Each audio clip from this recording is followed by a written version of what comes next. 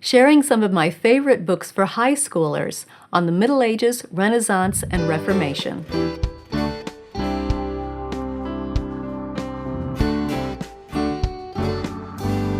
Welcome to the Simply Charlotte Mason podcast. I'm Sonya Schaefer. I've been sharing some of my top picks for Middle Ages and Renaissance books for different age groups, and today I want to talk about my favorite books for grades 10 through 12. Now remember, these are not the typical high school textbooks that you probably used during your own school years.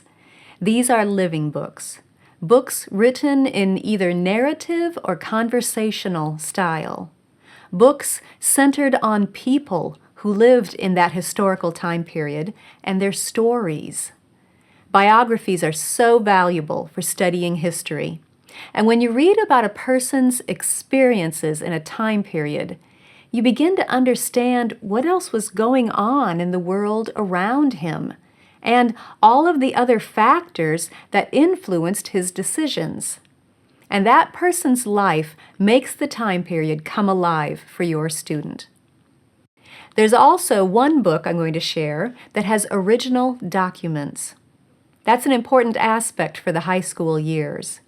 In those upper grades, you want your student to go to the original source when possible and read a person's own words, rather than just a summary statement of what somebody else thinks that person believed. Let's start with the historical fiction books that I love to recommend for high school students. And this time we'll go in chronological order.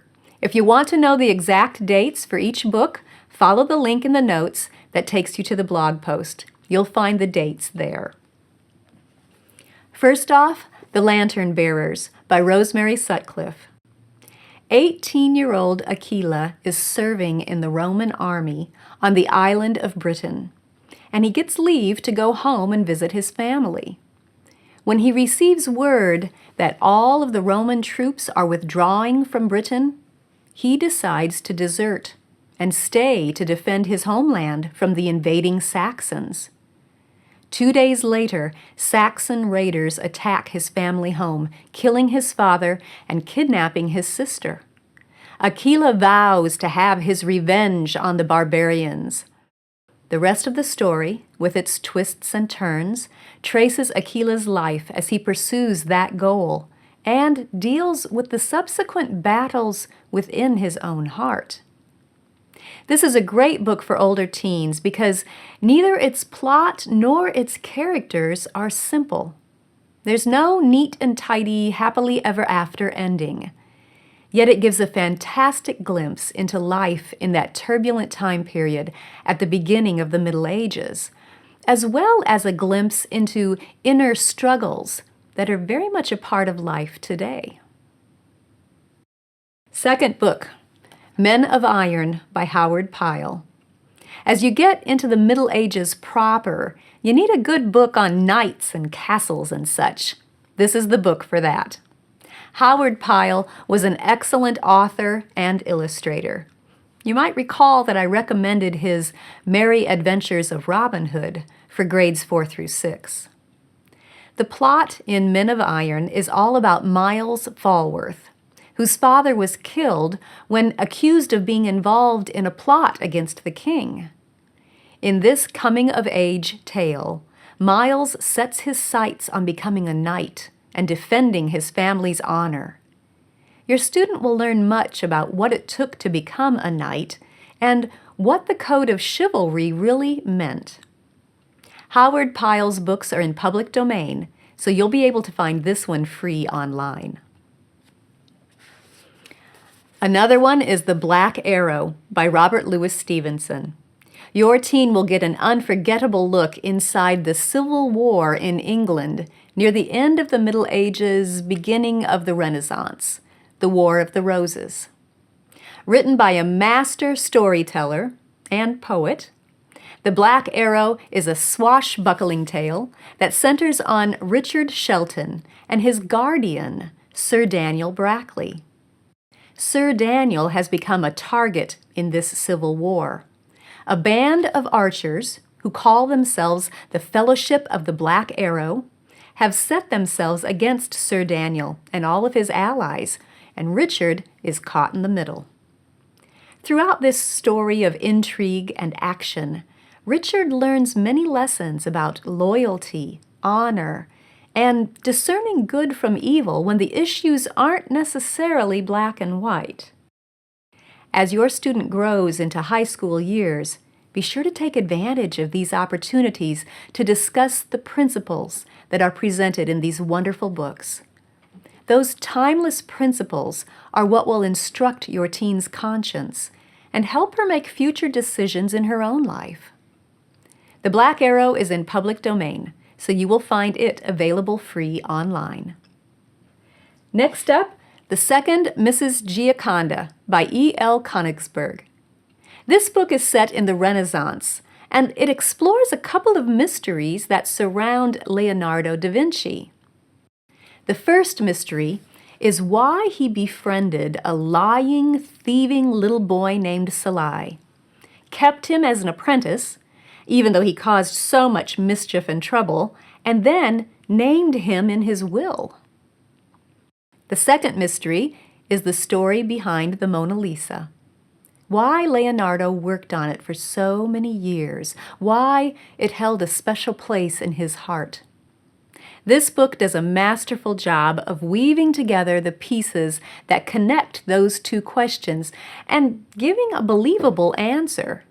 Now keep in mind this is historical fiction, but it will give your high school student a great look at life in Italy during Leonardo da Vinci's lifetime. The last historical fiction is The King's Fifth by Scott Odell. This Newbery Honor book is set in the time of the conquistadors as they explored the Americas and looked for gold. This particular tale relates the story of a young map maker who was with Coronado's army. Esteban was part of a group of 7 men who left that army and struck out on their own, ending up in what is now the southwest states of the United States. The narrative is written in a jail cell, for Esteban is the only man left alive of those original 7. He knows where the gold is hidden, and the king is demanding his portion of the treasure, the king's fifth. A great story about history and about what greed can do to a person. Now for the biographies and original source documents. The first 2 books tell the stories of the lives of prominent men and help trace a connecting thread through the centuries. First is Famous Men of the Middle Ages.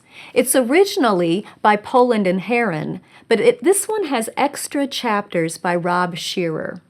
I know the original edition of this book is available free online, but I much prefer this newer edited version, updated by Rob Shearer, with extra chapters. This is the version published by Greenleaf Press. We know a lot more today about those famous men of the Middle Ages than was known back in 1904, when Poland and Heron originally wrote this. So that updated information has been masterfully woven into this Greenleaf Press edition. This one is copyright 2008. So I recommend this version, not the older one. Plus, Rob added chapters on some famous men who were left out of the Poland and Heron edition. All in all, this book gives living biographies of about 40 prominent characters from the Middle Ages, all the way from Alaric the Visigoth through John Gutenberg and the beginning of the Renaissance. Classic artwork is included, so your student can put a face with a name and also see how people have depicted these famous events in history. The chapters are shorter, just about 4 pages each, so this book can easily be brought alongside to give great details and encourage independent learning for your high schooler.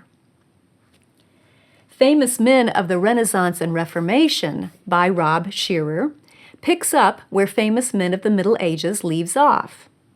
Well, not exactly, because our historical names for these time periods make it seem like they were abrupt stops and starts, when really there are years of overlap as the transition is happening. But your student will read the stories of 14 prominent individuals who lived during the Renaissance. Those stories will depict how the literature and the learning of the classical world became widely available because of Gutenberg's printing system, and how it influenced people's thinking. The second half of the book presents biographies of 15 prominent men in the Reformation movement. Those of you who are not Protestant in your beliefs could easily skip those chapters, or you could use them to encourage some great discussions with your teens. Rob Shearer is careful to tell about both highs and lows of this time in history. He says, "Among the figures from this turbulent time, there is much to admire and much to lament. There are examples of tremendous courage and examples of treachery, cowardice, and betrayal. The famous men of the Reformation teach us that matters of theology are critically important." And I think that high school is the perfect time to go in depth on those matters of theology. Voices of the Renaissance and Reformation is a supplement or a companion to the famous men biographies. This book, compiled and edited by Rob Shearer, contains original documents that allow your student to read the person's own words, translated into English. It has Petrarch's autobiography, a letter from Lorenzo de' Medici to his son, sermon excerpts by Savonarola, excerpts from Leonardo da Vinci's notebooks, poems by Michelangelo, as well as many letters, writings, and sermons by the Reformers. Historical images are included so your teen can see portraits of the writers and also see what the documents looked like in their original forms. Voices of the Renaissance and Reformation is a great collection and a valuable addition to any study of that time period. All right, those are my top picks for high school students covering the Middle Ages, Renaissance, and Reformation. I'd love to know what your favorites are.